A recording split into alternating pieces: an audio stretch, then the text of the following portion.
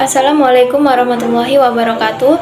Perkenalkan, nama saya Maya Artika, NPM 2151030059 dari kelompok 5 yang beranggotakan Revina Rahmasari, Neti Widianti, dan Mariati Cinawasi. Jadi, di kelompok kami ini akan membahas tentang etika bisnis Islam dalam produksi, distribusi, dan juga konsumsi. Jadi yang pertama kita akan membahas tentang etika bisnis Islam dalam produksi. Produksi merupakan suatu kegiatan ekonomi untuk menciptakan atau menambah nilai guna suatu produk atau jasa demi memenuhi kebutuhan manusia. Produksi adalah suatu aktivitas yang selalu ada dalam kehidupan manusia demi melanjutkan keberlangsungan kehidupan yang dilakukan dengan upaya untuk bisa menghasilkan barang atau jasa agar bisa dimanfaatkan oleh para konsumen akhir dari produk atau jasa tersebut. Al-Quran telah menjelaskan dengan baik bahwa manusia sudah seharusnya memproduksi kebutuhan mereka, akan tetapi proses produksi untuk kebutuhan manusia itu tidak hanya fokus pada aspek materialnya saja, akan tetapi juga selalu memasukkan unsur maslahat dalam kegiatan produksi tersebut. Misalnya pada proses pencarian laba, proses bekerja, proses melakukan inovasi, dan lain sebagainya. Dalam Al-Quran, beberapa ayat dengan gamblang menceritakan tentang produksi barang tertentu. Misalnya, industri di bidang pembuatan baju besi.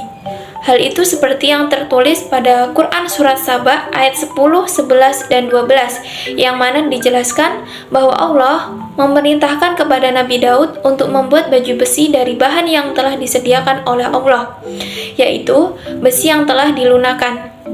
Kemudian untuk industri produk minyak nabati dan pertambangan termaktub dalam Quran Surat Al-Mu'minun ayat 20 dan Quran Surat Al-Hadid ayat 25. Industri tekstil, kulit, dan kaca termaktub dalam Quran Surat An-Nahl ayat 80. Produksi sangat dianjurkan sekali dalam Islam di beberapa sektor yang dibutuhkan oleh manusia. Misalnya di sektor pertanian, perkebunan, perikanan, peternakan, perindustrian, dan perdagangan. Dalam konteks ibadah, maka produksi bisa diartikan sebagai jihad jika pelakunya konsisten dalam aturan Allah, niat suci, dan tujuan yang mulia. Rasulullah Shallallahu Alaihi Wasallam bersabda bahwa kejahatan yang paling berbahaya di muka bumi ini adalah pengangguran. Rasulullah tidak pernah sekalipun menyuruh sahabatnya untuk meninggalkan keterampilan mereka, dikarenakan pekerjaan duniawi akan membawa kemaslahatan untuk masyarakat secara umum. Seorang muslim selalu diminta untuk bekerja demi kehidupannya sebagaimana ia bekerja untuk akhiratnya. Maka bekerja di dunia adalah suatu kewajiban. Adapun bahasan tentang produksi menurut beberapa tokoh ekonomi Islam diantaranya sebagai berikut. 1. Pengertian produksi menurut Monzef Kaf 1992, usaha manusia untuk memperbaiki kondisi fisik, material, dan moralitas sebagai sarana untuk mencapai kehidupan di dunia dan di akhirat. 2. Pengertian produksi menurut M.A. Manman 1992, seorang produsen muslim haruslah memiliki motif altrui sehingga ia bisa menyikapi dengan hati-hati konsep Pareto optimally dan given demand hipotesis yang banyak dijadikan sebagai konsep dasar produksi dalam ekonomi konvensional. Adapun produksi dalam perspektif hadis dijelaskan dengan baik karena banyak sekali hadis yang memerintahkan umat muslim untuk bekerja keras dengan tangannya sendiri. Misalnya satu hadis yang sangat populer dalam bahasan ekonomi syariah, yaitu yang artinya dari Mikdam bin Ma'di Karibah radhiyallahu anhu dari Nabi Shallallahu Alaihi Wasallam bersabda, seseorang yang makan hasil usahanya sendiri itu lebih baik, sesungguhnya Nabi Daud Alaihi Wasallam makan hasil usahanya sendiri. Materi saya tentang konsep distribusi menurut Islam. Jadi distribusi menurut pandangan Islam adalah peningkatan dan pembagian bagi hasil kekayaan agar sirkulasi kekayaan dapat ditingkatkan, sehingga kekayaan yang ada dapat melimpah dengan merata dan tidak hanya beredar di antara golongan tertentu saja. Etika distribusi dalam ekonomi Islam adalah norma-norma atau kaidah etik proses penyimpanan dan penyaluran produk kepada pelanggan berdasarkan prinsip-prinsip Islam, yaitu mencari keuntungan yang wajar, distribusi yang meluas, keadilan sosial, dan larangan ikhtiar. Akan melanjutkan materi yaitu tentang etika bisnis dalam konsumsi.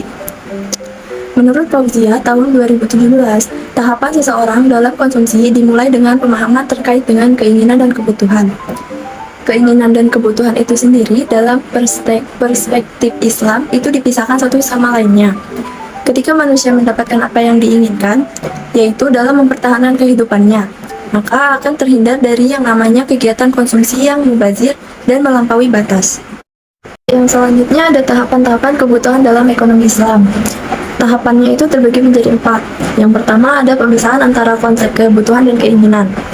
Maksudnya itu setiap individu mempunyai suatu kebutuhan yang akan diterjemahkan oleh keinginan-keinginannya. Seperti jika seseorang yang membutuhkan makan karena perutnya yang lapar, akan mempertimbangkan beberapa keinginan untuk memenuhi kebutuhannya itu. Yang kedua ada masalah sebagai motif dalam konsumsi. Maksudnya adalah setiap perilaku konsumsi manusia adalah untuk mencapai kemaslahatan dalam hidupnya. Tujuan konsumsi bagi konsumen muslim bukan hanya kepuasan, tetapi lebih dari itu tujuan konsumsi manusia adalah untuk kemaslahatan. Karena kan arti dari masalah itu sendiri adalah konsep pemikiran yang terukur. Yang selanjutnya itu yang ketiga ada alokasi kebutuhan untuk konsumsi, saving dan investasi dunia dan akhirat. Yang keempat ada konsumsi untuk akhirat, yaitu ada zakat, infak, sedekah, dan wakaf. Sekian materi yang bisa saya sampaikan. Saya akhiri. Wassalamualaikum warahmatullahi wabarakatuh.